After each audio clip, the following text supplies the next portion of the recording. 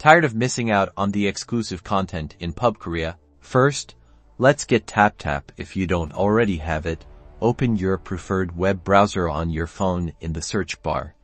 You can search TapTap download on the search results.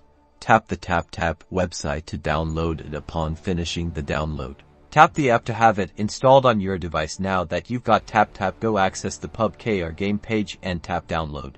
Next, and this is crucial, you're going to need a VPN. This will unlock the Korean server for you. The good news, there are plenty of free options. Let's check out some of the best. Keep scrolling through your app store and searching for free VPN. Be sure to look for apps with a high rating and lots of downloads for a safe experience. After downloading, open your chosen VPN app. You'll likely need to accept a privacy agreement. The user interface differs, but typically, you'll be presented with a list of server locations. Scroll through the options and find South Korea or a similar Korean server.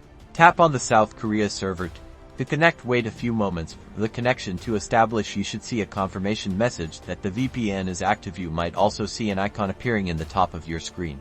Now, open Pubg Kr through TapTap. You can typically go back to TapTap and then tap on the open button. The game should now connect to the Korean server.